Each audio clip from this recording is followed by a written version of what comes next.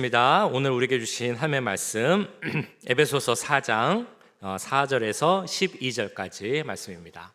신약성경 313페이지에 있습니다. 신약성경 313페이지에 있는 에베소서 4장 4절에서 12절까지 말씀, 제가 먼저 읽고 한 절씩 교독하신 후에 마지막 절은 함께 읽도록 하겠습니다. 하나님의 말씀을 교독할 때 살아계신 하나님의 음성을 들으시기 바랍니다. 몸이 하나요 성령도 한 분이시니 이와 같이 너희가 부르심의 한 소망 안에서 부르심을 받았느니라. 주도 한 분이시요 믿음도 하나요 세례도 하나요 하나님도 한 분이시니 곧 만유의 아버지시라. 만유 위에 계시고 만유를 통일하시고 만유 가운데 계시도다. 우리 각 사람에게 그리스도의 선물의 분량대로 은혜를 주셨나니 그러므로 이르기를 그가 위로 올라가실 때에 사로잡혔던 자들을 사로잡으시고 사람들에게 선물을 주셨다 하였도다. 올라가셨다 하였은즉 땅 아래 낮은 곳으로 내리셨던 것이 아니면 무엇이냐. 내리셨던 그가 곧 모든 하늘 위에 오르신 자니 이는 만물을 충만하게 하려 하심이라.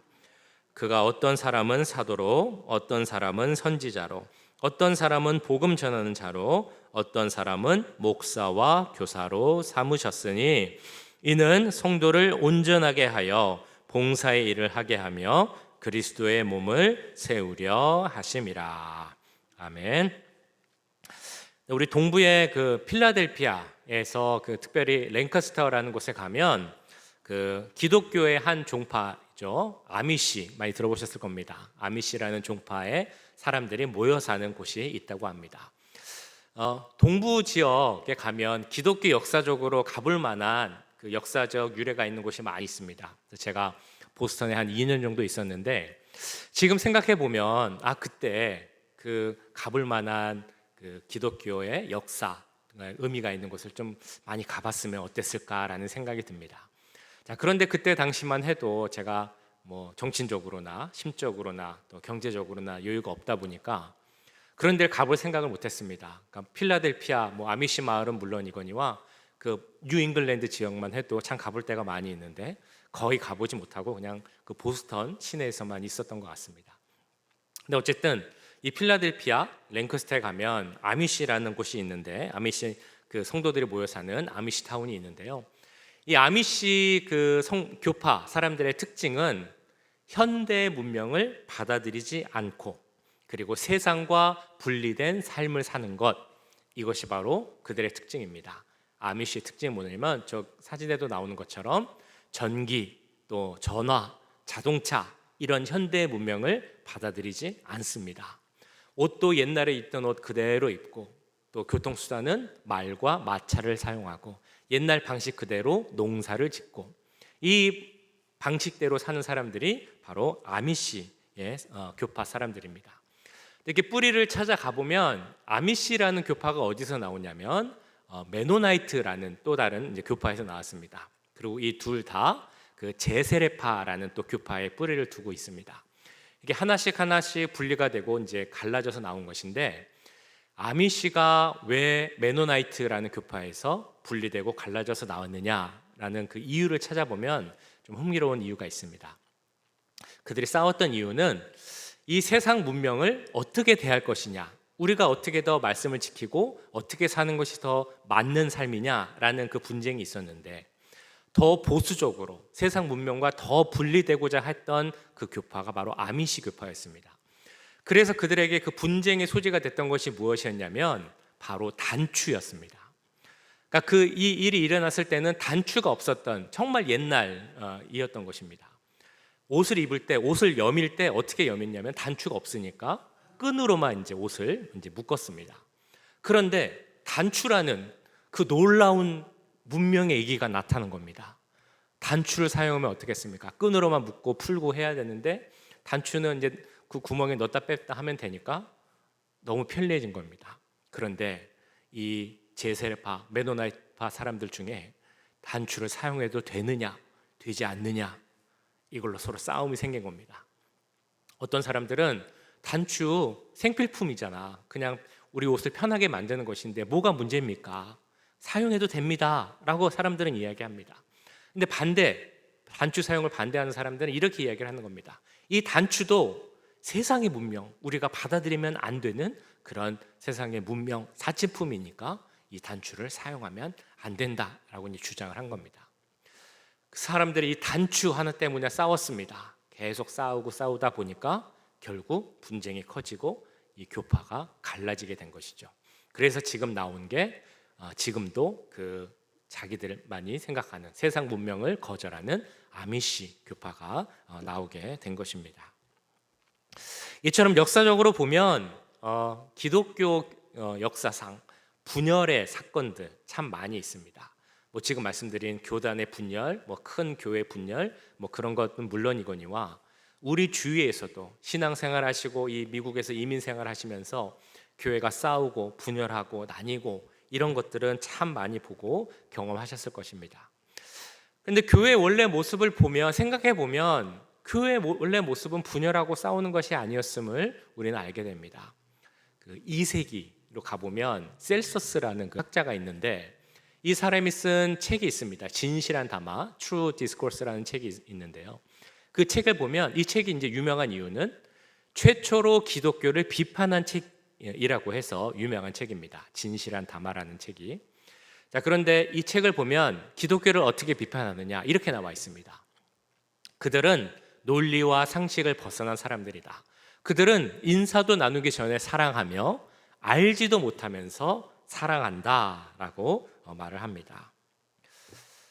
이 책은 기독교를 비판하려고 하는 책입니다. 저들은 이 세상이 말하는 상식, 기준 그것을 벗어나 있는 사람들이야 라고 비판하는 책입니다. 그런데 곰곰이 보면 사실은 비판이 아니라는 것을 알 수 있습니다. 기독교인들에 대해서 무엇이라고 이야기를 합니까? 저들은 잘 알지도 못하면서 제일 중요한 건 먼저 사랑하고 먼 길을 힘쓰고 일치하려고 힘쓰는 사람들이 바로 저 기독교인들이야. 이렇게 말하는 것을 보면 그 당시에 기독교인들이 교회가 어떻게 살았는지를 우리는 생각해 볼 수 있습니다. 그들의 사랑이 어땠다는 것입니까? 그들의 출신, 사상적 배경, 고향, 또 인종, 사회적 지위 이런 것을 따져서 사랑하지 않았다라는 것입니다. 그것을 넘어서는 모습, 우리는 예수 그리스도의 사랑으로 구원받은 자이기 때문에 그에 합당한 삶을 살아야 하기 때문에 예수님께서 그렇게 하라고 하신 대로 그 사람이 어떻든지 상관없이 먼저 사랑하고 하나 되기를 보여주는 그 부르심에 합당한 삶을 보여주는 모습이 바로 초대교회와 그 성도들의 모습이었다는 것입니다. 그 모습에 대해서 우리가 에베소서 말씀을 보면서 생각을 해보고 있습니다. 그 은혜를 나누고 있습니다. 에베소서 1장에서 6장까지 있는데 그 두 부분으로 나뉜다라고 말씀드렸었죠. 1장부터 3장 그 앞부분에는 하나님의 구원의 은혜, 복음의 진리를 다루고 있다. 우리에게 전해준다라고 말씀드렸습니다. 그리고 지난주부터 보신 4장 그리고 6장까지는 우리 그리스도인들이 살아야 하는 실제적인 삶의 그 모습, 실제적으로 실천해야 하는 모습에 대해서 우리가 은혜를 나눴습니다. 이렇게 시작을 합니다. 그러므로 주 안에서 갇힌 내가 너희를 권하노니. 사도 바울의 그 서신서를 보면 이 성경이 나뉠 때 많이 사용되는 단어가 바로 그러므로라는 단어입니다. 그러므로라는 단어는 그 앞에 모든 내용을 받는 것이죠. 이처럼 우리가 예수님께 큰 은혜를 받았고 구원의 그 사랑을 받았고 그 구원으로 말미암아 새 사람이 되었으니 그러므로 우리가 새 사람으로서의 삶, 부르심에 합당한 삶, 구원받은 자로서의 맞는 그런 삶을 살아야 한다라고 사도 바울은 말씀하고 있는 것입니다. 지난주에 보셨던 그 4장 1절에서 3절 말씀을 통해 보자면 사도 바울이 했던 그 표현은 부르심에 합당한 삶. 너희가 예수님께 부름받았고 구원받았고 하나님의 자녀가 되었으므로 부르심에 합당한 삶을 살아야 한다라고 사도 바울은 말씀하고 있습니다. 그래서 지난주에 우리가 첫 번째 부르심에 합당한 삶을 살기 위해서 우리에게 필요한 것이 무엇인가? 바로 하나님의 성품을 가져야 한다라고 말씀드렸습니다. 2절에 나오는 하나님의 성품이 세 가지가 있었죠. 겸손, 온유, 그리고 오래 참음. 이 세 가지를 나눴습니다. 겸손, 온유, 오래 참음. 기억나시죠? 자, 그런데 제가 몰랐던 사실을 지난주에 우리 백경호 목사님이 하나를 알려주셨습니다. 무엇이냐면 우리가 겸손, 온유 이런 단어들은 한자어를 쓰잖아요. 오래 참음도 그에 맞는 한자어가 있습니다. 인내라는 단어가 있습니다. 근데 성경이 겸손, 온유, 인내라고 하면 될 텐데 그렇게 안 하고 겸손, 온유, 그리고 오래 참음이라고 하는 이유가 있다는 겁니다. 그 이유가 무엇이냐면 인내라는 그 한자어에는 참긴 참는데 복수를 위해 참는다라는 그 의미가 있다고 합니다. 그러니까 누군가 내 부모를 해했을 때, 우리 가족을 해했을 때 그 사람에게 복수하기 위해서 내가 막 참고 기다리는 그런 의미가 인내라는 단어에는 있다는 것입니다. 근데 우리가 말하는 참는, 성경에서 말하는 참음은 무엇입니까? 복수를 위해 참는 것이 아니다라는 것은 너무 잘 알고 계실 것입니다. 하나님의 오래 참으심, 한 영혼이라도 더 구하기 위하여서 하나님 스스로가 아프지만 그래도 그 구원을 위해서, 사랑하는 자들을 위해서 참는 것이 바로 성경에서 나오는 하나님의 오래 참음입니다. 그래서 우리가 배워야 할 것, 가져야 할 것은 복수를 위해서 참는 것이 아니라 한 사람이라도 구원하고자 하는 그 하나님의 마음, 성품을 본받는 그 오래 참음일 줄 믿습니다. 내가 아프다 할지라도, 내가 힘들다 할지라도 하나님이 사랑하신 그 영혼들을 위해서 내가 참아줄 수 있는 그 마음이 우리 가운데도 가득 넘칠 수 있기를 간절히 축원합니다.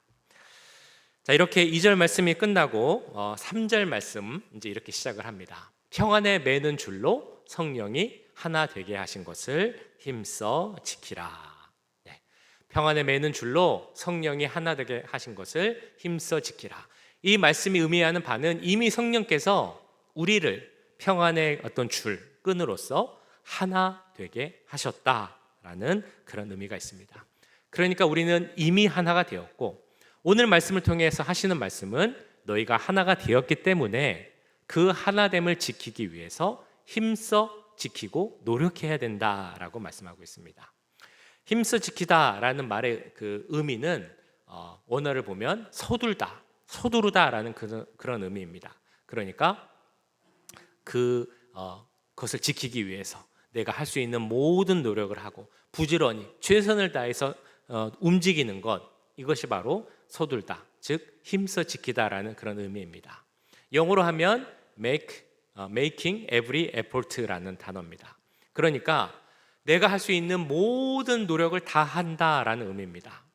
하나님이 오늘 말씀을 통해 우리에게 주시는 그 의미는 우리가 하나가 되었는데 하나 된 것을 지키기 위해서 내가 할 수 있는 일이 있으면 조금 열심히 한번 해보고 이거는 내가 못하겠어 라고 한다면 그것은 안 해도 되고 이런 의미가 아니라 하나님께서, 성령님께서 평안에 매는 줄로 하나 되게 하신 이 우리 공동체가 하나됨을 지켜가기 위해서 우리가 할 수 있는 모든 일을 최선을 다해 다 해야 한다라는 그런 의미의 말씀을 전해주고 있는 것입니다.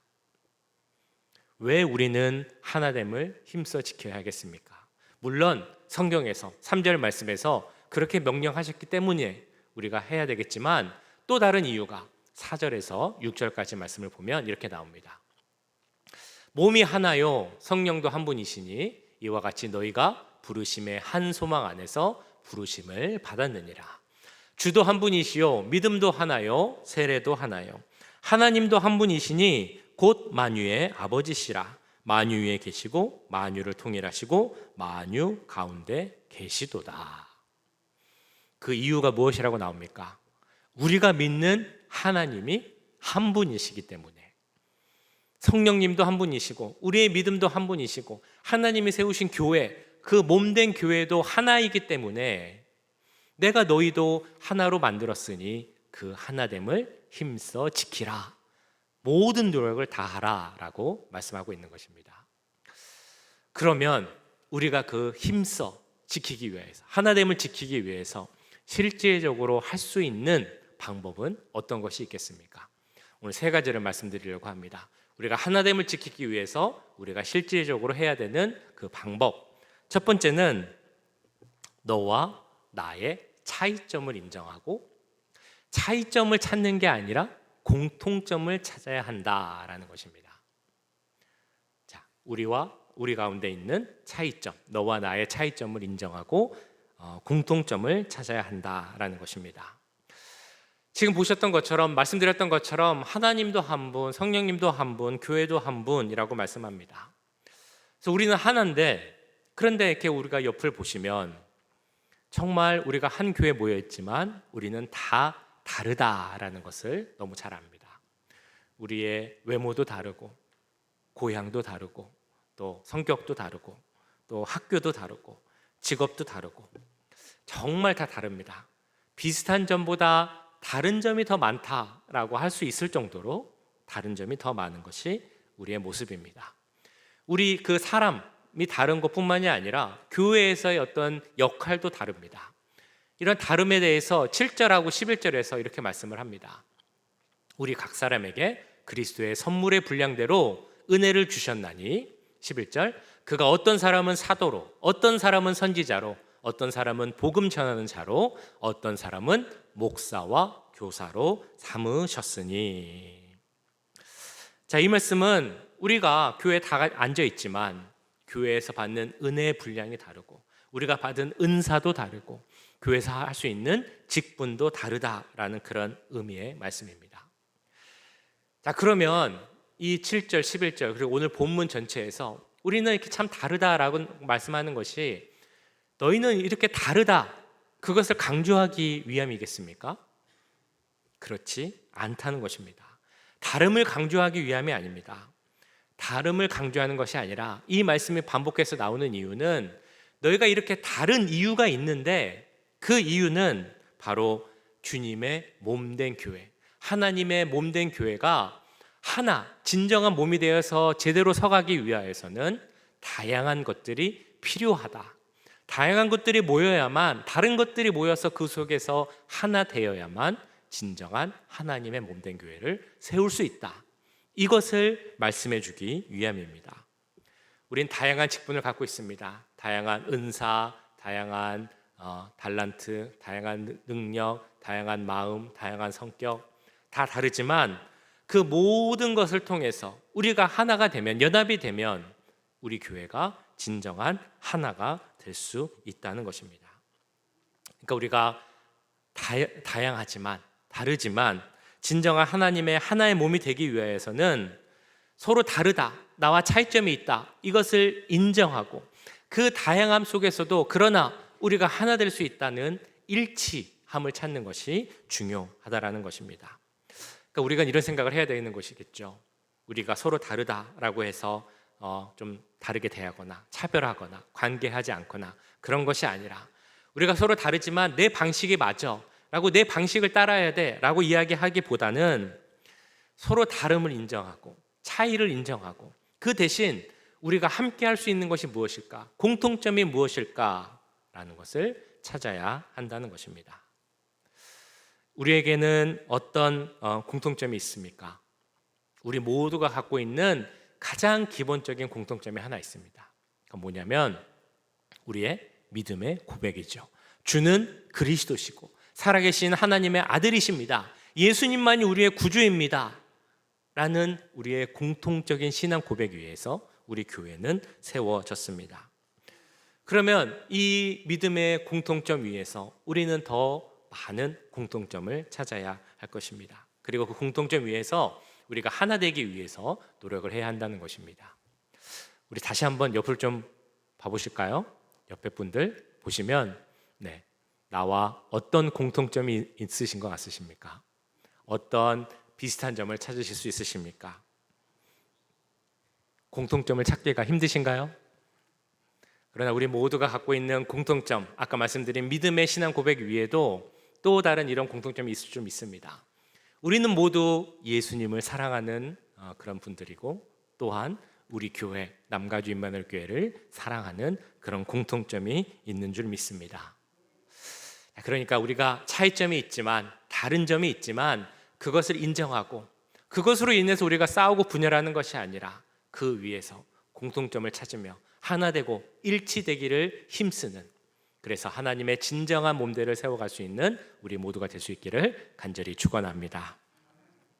자, 두 번째 방법. 첫 번째는 차이점을 인정하라라는 것이었죠. 두 번째는 무엇이냐?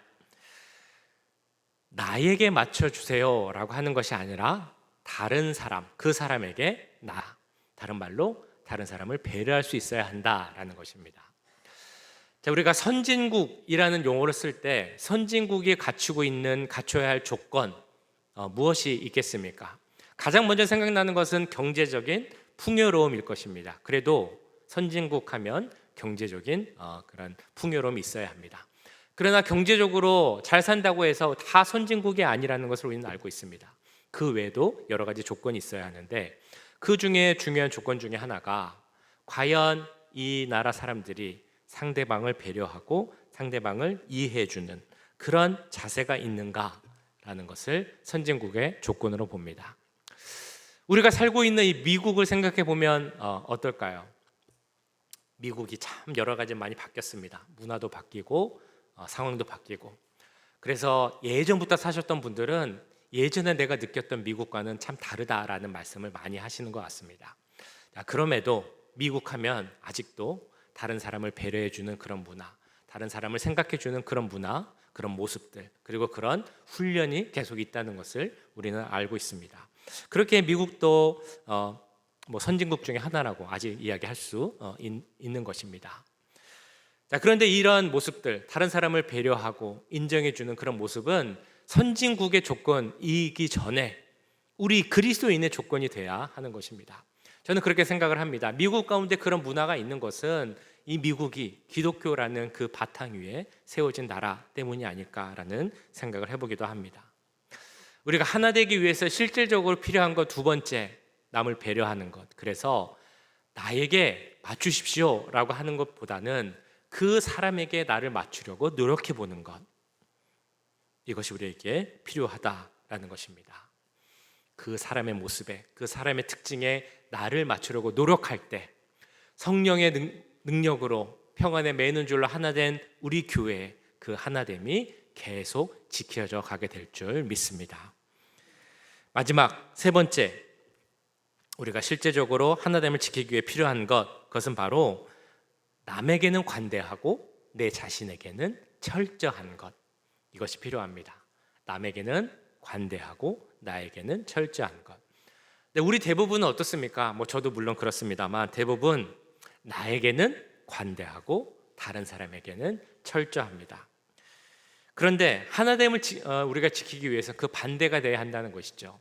나에게는 철저하고 나는 바로 서기 위해서 노력하고 다른 사람은 너그럽게 이해해 줄 수 있어야 한다는 것입니다. 좀 부족한 부분, 허물을 보면 보통 어떻게 이야기합니까? 아유, 어떻게 그럴 수가 있어. 사람이 그러면 안 되지 라고 하면서 그 잘못을 끄집어내고 비판하고 한다는 것이죠. 다른 사람이 잘못하면 어떻게 이야기해 줘야 됩니까? 그럴 수 있지. 사람인데, 약한데, 우리 모두 다 똑같은데 그럴 수 있어 라는 말을 해줘야 됩니다. 내 자신이 실수하거나 잘못하면 어떻게 됩니까? 그러면 안 되지. 철저하게 회개하고 반성해야 할 것입니다. 이처럼 나에게는 철저하되 다른 사람에게는 관대한 그런 마음을 대해줄 때, 너그러운 모습으로 상대방을 대해줄 때 서로 사랑으로 하나가 되고 우리의 하나됨이 깨어지지 않고 견고하게 든든히 서가게 될 줄 믿습니다. 이 모든 것을 결론 지어서 말씀드리자면 우리가 어떻게 해야 되느냐, 하나됨을 지키기 위해서 어떻게 해야 되느냐, 바로 사랑으로 서로를 받아주고 이해해줘야 한다라는 것입니다. 서로를 사랑으로 받아준다라는 말의 의미는 그 사람에 대해서 판단하고 비판하는 그런 모습을 갖는 것이 아니라 그냥 그 사람의 있는 모습 그대로 받아준다라는 의미가 있습니다. 우리가 그렇게 해야 하는 이유는 우리 주님께서 우리 모두를 그 모습 그대로 받아주시고 사랑하셨기 때문입니다. 그래서 처음에도 말씀드렸지만 나와 너가 무엇이 다르냐, 차이점을 생각하고 그것을 부각하기보다는 나와 너의 같은 점이 무엇이냐, 비슷한 것이 무엇인가 라고 생각하는 것이 중요할 것입니다. 그리고 사랑으로 그 사람의 허물을 본다 할지라도 덮어주는 것이 필요합니다. 이에 대해서 베드로전서 4장 8절은 이렇게 말씀을 합니다. 우리 같이 한번 읽어보실까요? 베드로전서 4장 8절 시작. 무엇보다도 뜨겁게 서로 사랑할지니 사랑은 허다한 죄를 덮느니라. 아멘.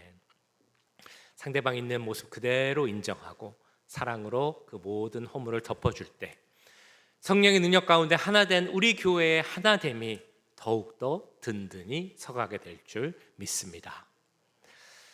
자, 그러면 우리 마음속에 제가 이렇게 드린 말씀을 잘 들으면서도 마음속에 혹시 이런 생각이 드실지도 모르겠습니다. 아니 목사님, 지금 이야기하신 것처럼 우리는 다 다르지 않습니까? 그러면 그냥 다른 모습 그대로 살게 놔두시지 왜 힘든데 굳이 우리가 서로 양보하고 아파하면서 하나 되기를 힘써야 한다라고 말씀하십니까? 그냥 놔두면 다르게 그냥 편하게 살면 되지 왜 힘들게 하나됨을 지키기 위해서 힘써 노력해야 하는 것입니까? 라는 생각을 하실 수 있습니다. 그래서 우리 주님께서는 그 질문에 답하시기 위해서 12절 말씀을 이렇게 준비를 하셨습니다. 같이 한번 이것도 읽어보겠습니다. 시작. 이는 성도를 온전하게 하여 봉사의 일을 하게 하며 그리스도의 몸을 세우려 하심이라.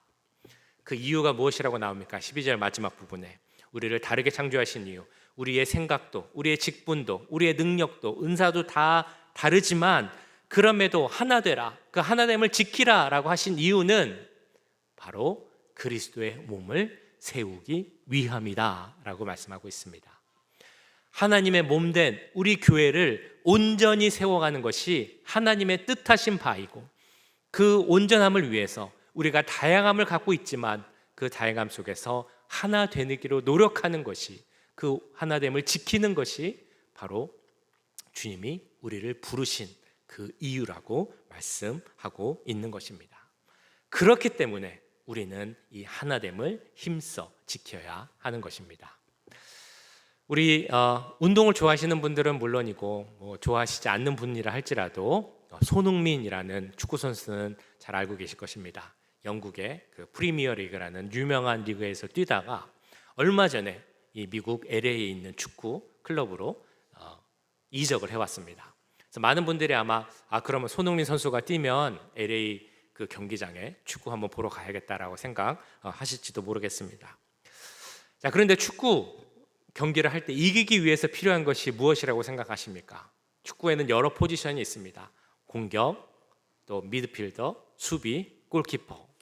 축구를 이기기 위해서는 각자 포지션에 있는 선수들이 그 포지션에서 해야 하는 역할을 하면서 하나가 되어서 원팀이 되어서 이렇게 유기적으로 움직여야만 그 경기를 이길 수 있게 되는 것입니다. 아무리 뛰어난 손흥민 같은 선수가 11명이 있다 할지라도 자기의 그 역할대로, 그 다른 역할대로 하려고 하는 것이 아니라 그 선수들이 다 공격만 하겠다라고 하면 그 팀은 절대로 이길 수가 없습니다. 교회도 마찬가지입니다. 우리 서로 잘하는 것이 다릅니다. 생각 다르고 직분도 다르고 은사도 다릅니다. 그래서 차이점이 나타나게 됩니다. 사탄은 이 차이점을 크게 만들어서 교회가 분쟁하게 하고 분열하게 합니다. 역사적으로 보면 우리 주위에 보면 너무나 많은 것이 있다는 것을 이미 제가 말씀드렸죠. 그 단추의 문제도 있었습니다. 또 제가 아는 바로는 어떤 교회는 주일날 그 주일 예배를 드리기 전에 새벽 예배를 드렸는데 이 새벽 예배를 계속 드리느냐 마느냐 그거로 분쟁하고 싸웠습니다.